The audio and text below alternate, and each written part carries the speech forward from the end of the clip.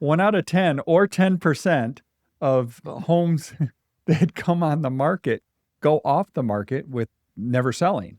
So somebody intended to sell it, they put it on the market, they did the photos, they did the whole thing, they showed the home, and then it never sold, and they end up taking it off the market. That's a really high number in my mind, Tigo. Do you think it's they did put it back on the market maybe a month later, or There could be some of that, I yeah. would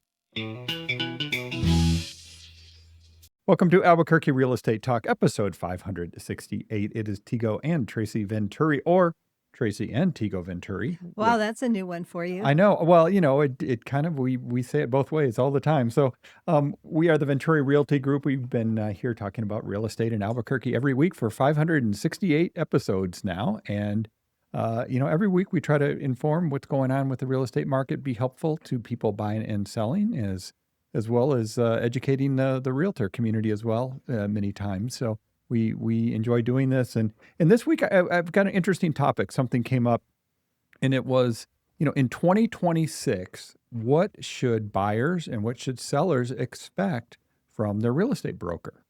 And I think understanding that, where the market is and what's different and the things that are important in the skills that a real estate broker or agent needs to have, I think is important.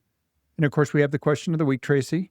Yep. And Yeah. then we've got another little segment I'm excited to talk about. Yeah. Bad real estate advice is the headline for that one. Yeah, well, it's our little section we call bad real estate advice. We need like a sound effect or something, Sam, to go with that. So Yeah, on yeah. our shows here. So anyway, again, it's Tigo Tracy Venturi. You can check us out at our website, welcomehomeabq.com. Or call us, 505-448-8888.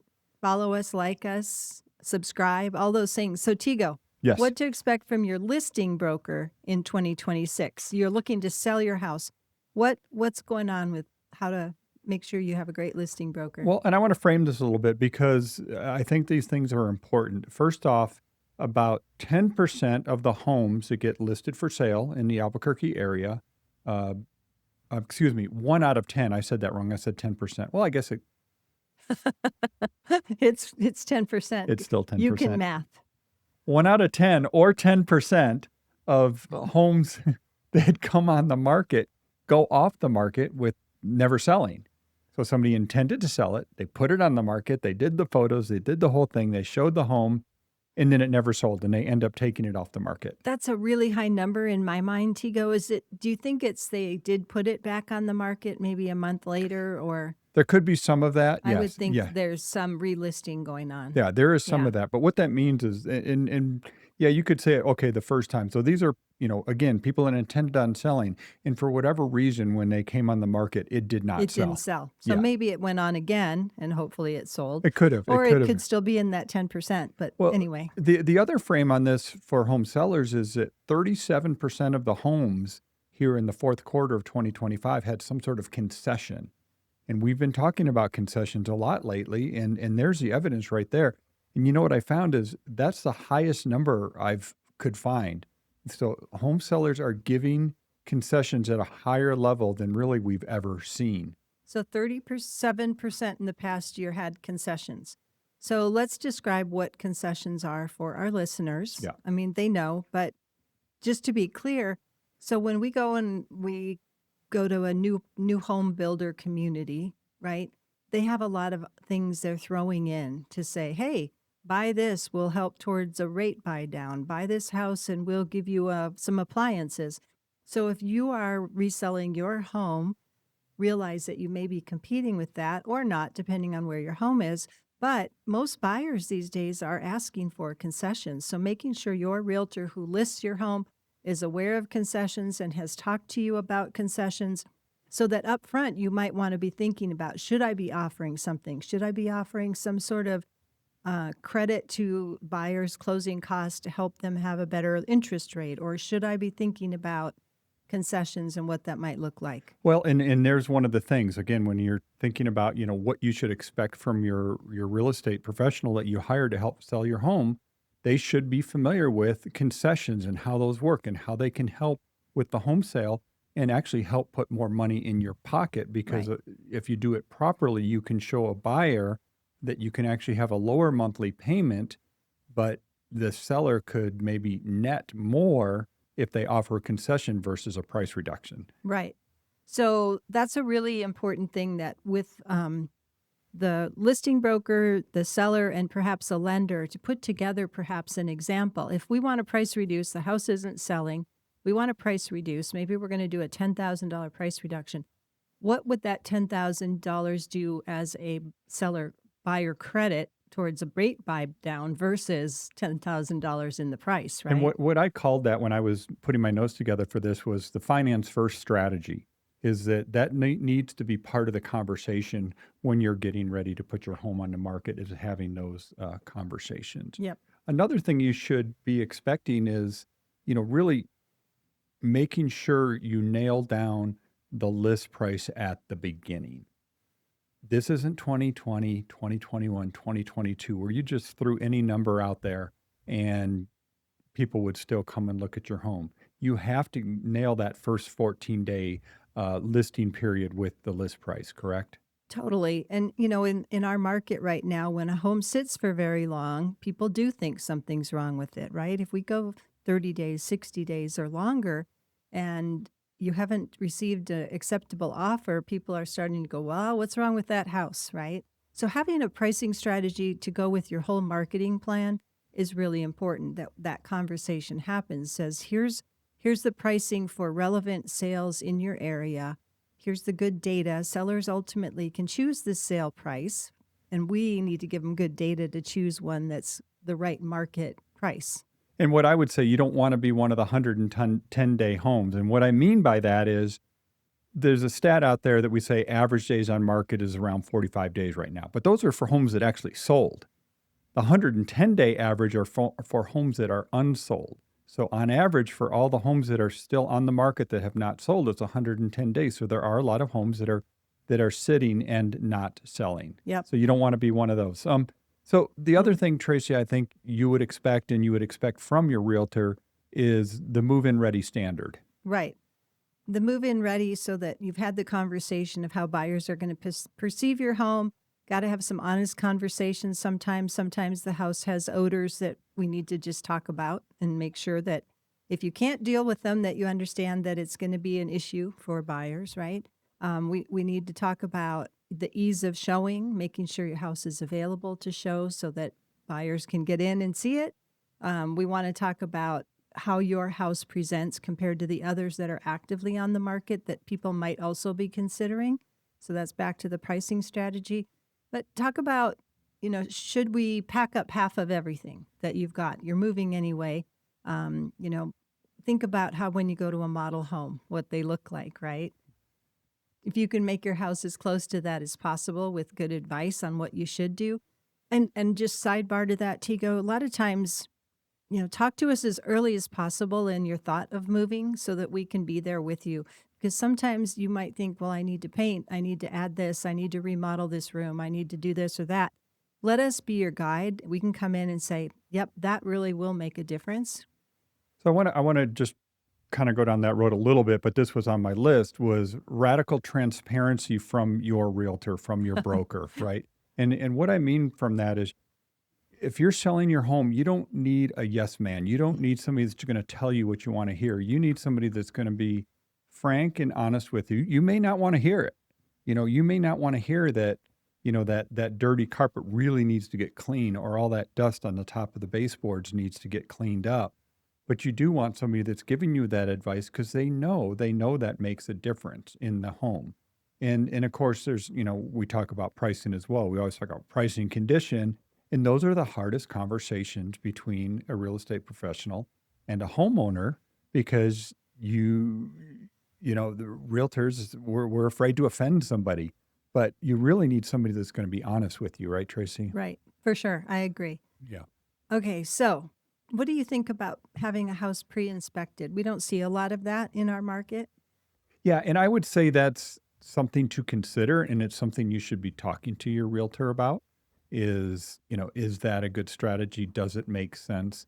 And there's a lot of, it's one of those depends things, right? Unfortunately, it's like, it depends on the home, it depends on the location, it depends what your competition is. All of those things come into play. Right. So it's not in every home and everything, but again, it's something that your real estate agent should be talking to you about at least. So because many deals do fall through during the inspection period, that maybe you could address ahead of time so they don't come up. But on the other hand, once you have a full home inspection, you can either put it out with, the information about the house. You can fix things, or you can say, hey, here's the condition. Make your offer knowing the condition and if there's anything you need fixed. A couple other expectations, and I'm going to tie this right back to something you were saying, were negotiation skills.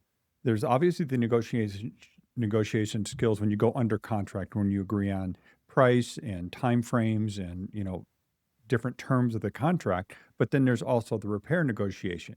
And we find that about 25-30% of all the homes that go under contract end up coming back on the market for whatever reason. Most of the time, it's through the home inspection process, but it might be appraisal. It might be some It could other be a issue. survey issue. Yeah. Could be something else that comes up. But again, having a real estate agent that understands negotiating and working through those problems and processes is going to be important. Just getting it on contract is just the first step, right? Right. You still got to bring it across the finish line. Yeah. And, negotiation is usually kind of a win-win. It's not win-lose. That's not negotiating. So just to have that skill. Yeah. Um, A couple other things. It's almost goes without saying these days, but you know what? I was looking in the MLS the other day and I saw so many homes that were listed for sale with cell phone photos. They were vertical, they were dark, they weren't great. Is the bare minimum these days is professional photography and really good photography, really good media when you present your home to the market. yeah. And, we have Sam here. He's sitting here. He's our producer, but he's also our graphics designer. He's also our media person that takes our properties, creates these online reels for TikTok and all the shorts on Instagram and so on, because we need to get those properties pushed out in front of people. And again, present them. And presented. That should be the minimum standard these days, including what they call a digital twin, right? Where you do a 3D walkthrough of the home, a floor plan of the home. Again, should just be standard these days. That's what you should expect from your real estate professional. Right. I was going to say, of course, we've been doing that for many, many years. But Well, I know, I understand, but to me, I'm surprised that it's still, we don't see it a lot of times. Yep. I think one of the other things that we should expect is that when you have a showing, that we should be asking for feedback so that we can adjust. So if we have showings, but we don't know the feedback, we don't have an offer, how can we know that there are certain things that the seller could take care of that might make the house show better and therefore get an offer? And the last thing I wanted to talk about this for a seller is you should expect your realtor to have some sort of lead response system, a process. And of course, Tracy, you manage that here on our team. One thing we do as realtors, we talk about this. We're in a lead generation business, right? To a certain extent, we're generating leads for home buyers that want to buy the homes we have listed, right?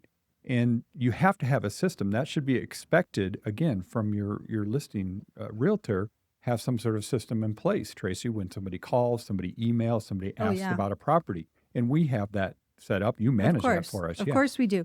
So, if we've got a sign call, we want to make sure somebody picks up the phone, right? Because if somebody picks up the phone and they're out in front of the house, they're hot. We want to make sure to get that call, give them the information about your house, even if they have their own realtor, so that we can help sell your house, right? We want to make sure that if it comes in via email, we've got a system in place to make sure that we get back to somebody quickly. And actually, it needs to be the other real estate professional as well. So let's say somebody's got a buyer, they're interested in that home. We need to be able to respond to that quickly. It can't be a day later. Yeah. That buyer may have moved on by then. So again, that's something, bare minimum should be expected from your realtor when you're selling your home. There's many more, but I think that covers it pretty well.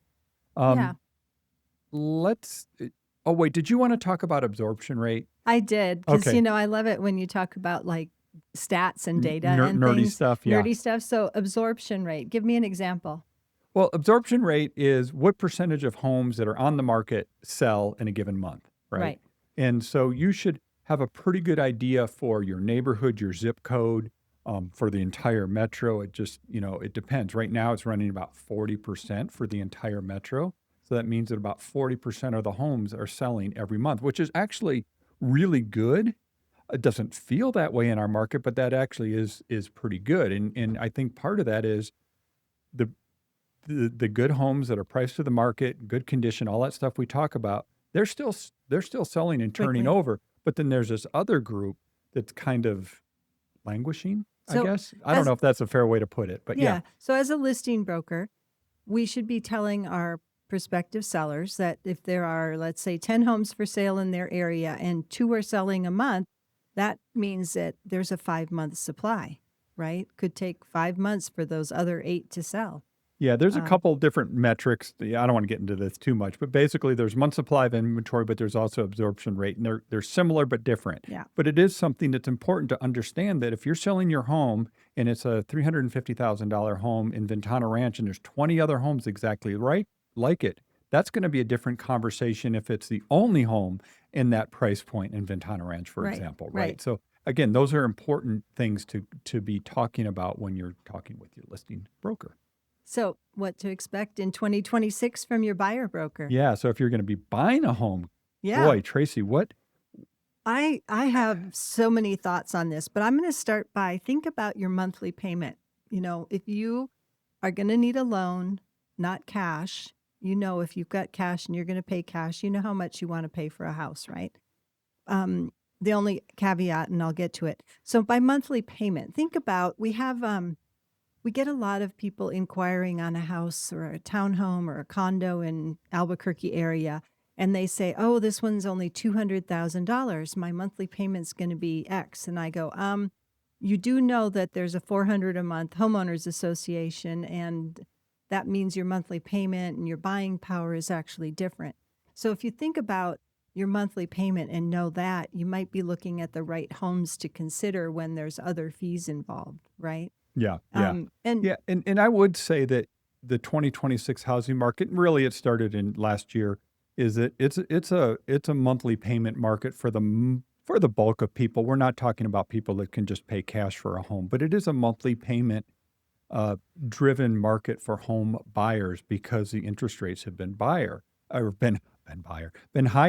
right? And so we're going to it, have a it lot for our blooper reel. yeah, oh, I know. It's so it is something that your realtor, your buyer broker, and your lender in this case, you need to make sure that you're having those conversations about rate buy downs, and making sure your buyer broker understands that that could be part of your offer, asking for the seller to help contribute to those rate buy downs. So rate buy down could help somebody, like if they wanted to spend 400 or 1,000, a rate buy down is actually makes it more like a payment, like a 380 per se, kind of for an example. Sure. If your budget's 380, you might be able to afford 400 with somebody contributing to your rate buy down Yeah, and have a similar payment. and have the similar payment. So if you're focused on your monthly payment, not overall cost, that is a strategy you need to consider. Now, that's not for everybody, and I know some people that'll make them crazy when they hear that. It's like, no, it's all about price. I get that.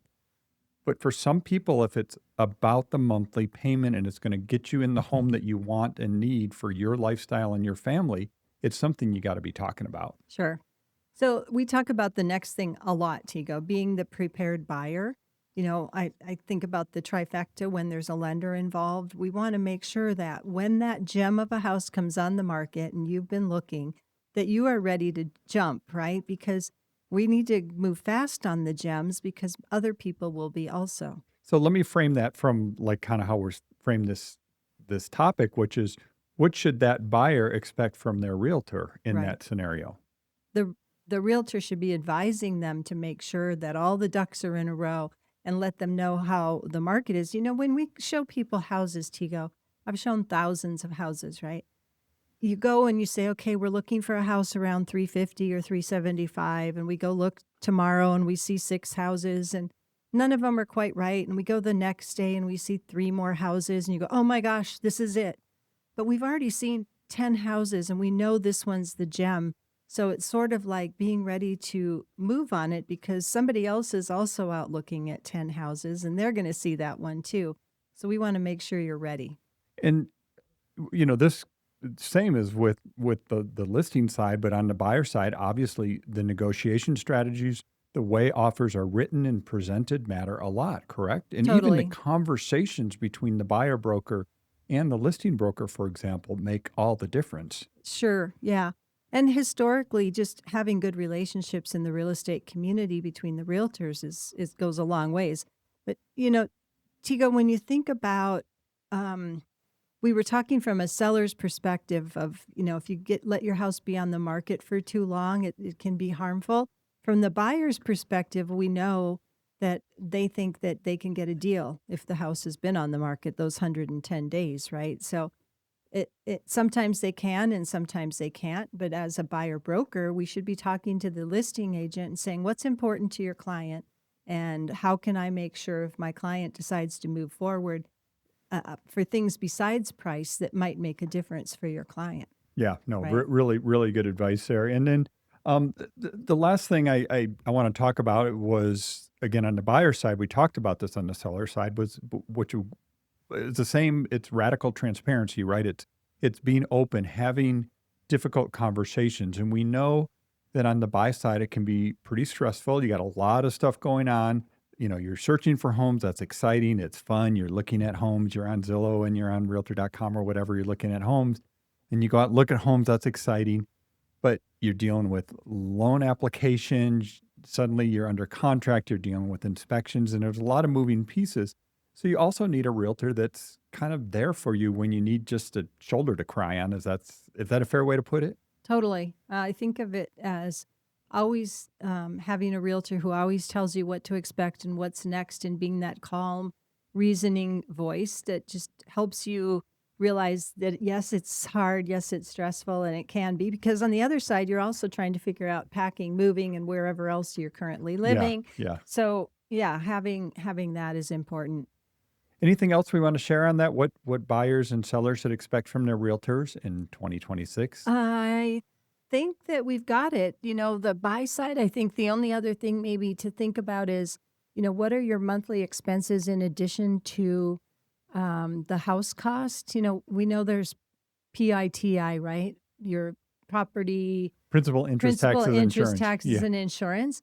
But, sometimes if you buy an older house, your utilities might be higher depending on the size and the utility, the insulation value and things like that. Whereas sometimes you buy a newer house, maybe it was green built, your utility bills might be less. So sometimes just talking about those things and maintenance costs are something that the buyer broker You know should what? talk about. You just said something that gave me one more, and we've been talking about this. I don't know why I didn't have it on my list, which is you should expect your buyer broker to be talking to you about new construction as well.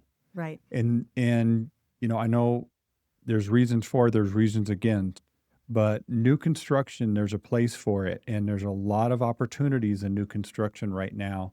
There's a lot of incentives, and people should be considering that as well. I know a lot of times it has to do with locations because the new construction isn't in the place you may want to be, but there's a lot of opportunities there. Tracy, we had a builder in our office the other day talking about all the neighborhoods they've got coming up. There's a lot of new construction in the pipeline, and people need to be considering that as well. For sure.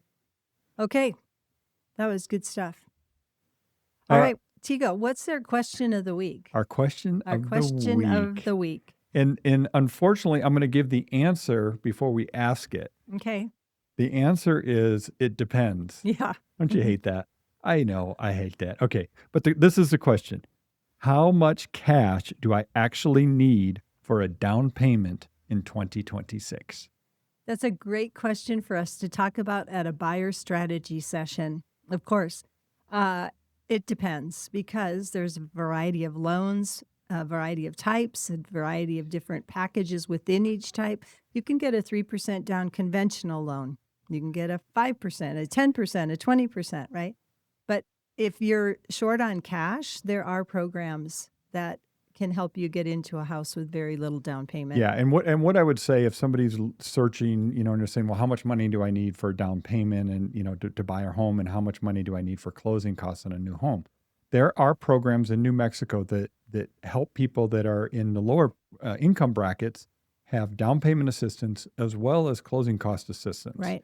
right? And that, so that, that's one thing to consider. The standard, I say standard, FHA loan, which is, one of the more popular loans, it's 3.5% down. Okay. Right. So that's 3.5% of your cash as down payment. Now you're going to have closing costs on top of that as well. And again, that you may come out of your pocket. That could be something that could be negotiated as part of the purchase agreement, and the seller could help you with that as well. The closing costs, Yeah. not the down payment. Traditionally down payments around 20% for a conventional loan. And that's for somebody that wants to avoid the Mortgage insurance. Mortgage insurance. Thank you. I couldn't think of the word. Mortgage insurance. So there's a lot of different programs. And we talk to our lenders and they say, oh, yeah, we have 300 different programs. Right. And, you said conventional is typically thought of as 20% down. But like I said at the beginning of this, there's 3% down conventional. Yeah. No, right? Absolutely. So a veteran VA loan is 0 down. Yeah. Right? And I mean, the veterans loans, the VA loans are some of the best loans out there, 0 money out of pocket. USDA. And, yep. And again, if you structure the deal right, you can get closing costs actually as part of the deal too. So Right. again, you have to have a broker that understands how to put that deal together, as well as a lender that understands how to put those together. So there's the it depends. It depends answer on how much money do I need for down payment. So let's talk about bad real estate advice. We need something, Tracy, like a bad real estate advice. That's probably going to sound like a awful song or on something. the sound. Sorry Yeah. about that, everybody.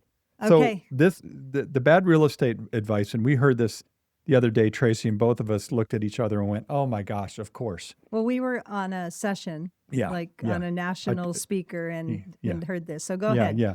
So I'm going to frame this as the myth of the perfect home. Right. And we as real estate professionals are guilty of this, right? Guilty as we charged, say, I guess. we're going to find you the perfect home. And does a perfect home exist, Tracy? Not really, no. Yeah. When this happened, we were on a meeting, and there were about, 15, 20 people in the room. And the speaker said, okay, how many of you feel like right now you live in the perfect home? And a bunch of us said, I love my home. And then it was, but is it the perfect home? And everybody said, well, I would change da-da-da-da-da, or I would upgrade da-da-da-da, or I would, right? Exactly. Everybody had it's not Right. perfect, but I like my home. Right. So I think it's an interesting thing to think about is that, yes, the perfect home really doesn't exist in the sense that your life changes, right? When we built our home 25 years ago, right, it's a very different stage of life than we are right now, right? Right. So it works, it's fine. We love our home, but it changes over time. So yeah, I think this whole idea of, find the perfect home is crazy, because there's always going to have to be some compromise. And even if, like we did, we bought a lot, we hired a builder, we hired not an architect, a draftsman. Yep. To build the plan that we drew out on a napkin on one of our first dates. Remember that? I do. Hey, our anniversary's coming up, just FYI. So we built what we thought was our perfect home, and we moved in, and now, 25 years later, we, over these years, have thought, well, I wish we would have put a bathroom on this end of the house. I mean, it's still the perfect home, but it's not perfect. Yeah. Right? Yeah, So even if you build the house you want, it's probably still not going to be perfect when you're done. So our bad real estate advice of the week is we're going to find you the perfect home. And, that's setting expectations pretty high. And yes, there are great homes out there, and you're going to find, you can find a great home that's going to work great for you. But, nobody has an unlimited budget, and, you can't always be in the exact location you want to be. There's always going to be compromises. So I think that's a good thing to think about when you're out house hunting. Yep. Do we have time for me to talk about a community? Absolutely. Oh, good. Because I was going to talk about Placitas. Oh, Placitas. Yes. We've had a couple of clients in the past couple of weeks that are looking for homes in Placitas. If you're thinking of selling, call us. Also, just thinking about the statistics, I sent it to you, Tigo, and just in case it helps for you to have it. But in the past year, well, like right now in Placitas, there are 39 houses on the market, and they range from $250,000 to 1,405,000. Yeah. One, Big two, range. 3, 4, 5, 6, 7 are a million or higher. Well, actually, there's several right at 999. But it's a pricey luxury community. Back in Well, wait, okay, go ahead.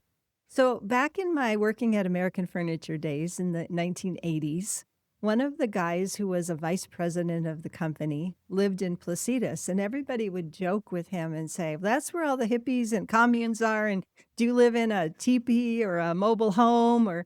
And he had a nice house in Placitas, but that's what we thought of way back in the 70s and 80s, Yeah. And right? so if people aren't familiar with Placitas, Placitas is north of the city of Albuquerque, north of Bernalillo, and east of East Bernalillo. of Yeah, but Bernalillo, it's not really north, yeah, but basically it's at the north end of the Sandia Mountains. right. And it's rolling hills, it's kind of open, It's it's sagebrush, chamisa, yeah, hills, yeah, pinyon arroyos, juniper. Yep. pinon, juniper. You know, You can there's have, trailheads from Placitas up into the Sandias on the yeah, north end of the Sandias there. Yep. yep.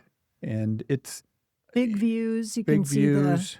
Jemez, some of the Santa Fe mountains and things. Pretty much all the homes are custom homes. I can't think of any, Well, production type homes that much out there, really. no, but Yeah, I yeah. mean, let me look up what this Well, 249, yeah, right? I mean, there's a lot of, It's going to what be what I would call, creative architecture, right, from very back in the hippie creative. days in the 70s and 80s. There's some of that still left over. There's like earth houses and stuff like that. There's some manufactured homes. Yeah, But over the last 20 years or so, it's pretty much been, higher end new construction, custom home with the big views. And a lot of people that work in Santa Fe choose Placitas right. because it's, the north end of the city. It's, less than an hour commute to Santa Fe, depending on, where Where you you going? are.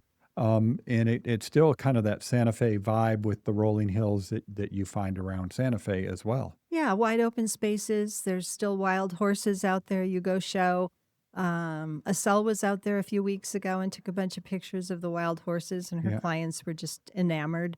They Yeah. haven't found their house yet, but they really want Placitas. So Yeah, hopefully, it's a great community, and it's something people might want to check out and put on their list if they haven't checked it out yet. yeah, there's a good art community there. Yep. When there's or artist studio tours, Yeah, they do an art crawl. Just Corrales does an art crawl. Placitas does an art crawl. right? Taos, Yeah, yeah, yeah. a So lot of it's places do, yeah, but they have a big one. They have yeah, a thriving couple of church communities there. They have some restaurants, so it's a nice little community. It's quick to Albuquerque or quick to Santa Fe. So yep. there's Placitas. Placitas. All right. Okay. There you go. Another one in the books. Thank you, everybody, for tuning in. If you want to reach us, we're the Venturi Realty Group at 505-448-8888. And we Tracy? have a lot of open houses this Oh, weekend. yeah, we The sure storm is over, right? If do. you're The big storm, the the big storm of the storm. century. Well, I don't know if we'll ever rebuild. it was pretty cold in some parts of the state this week. I was worried about some of the livestock. But anyway, a lot of open houses, a lot of opportunity. We have a lot of houses just coming on the market. So get on the website, welcome home, abq.com. For open houses, just abq.re/OH, right? That's our short code. Yeah. abq.re as in real estate /OH as in open house. Yeah, it'd be easier to just say open house. I but know, but it's OH. short. It's short. It's easy to type in, right? Check it out on our website, welcomehomeabq.com or abq.re. Yes. All right. Thanks a lot, you guys. Take care.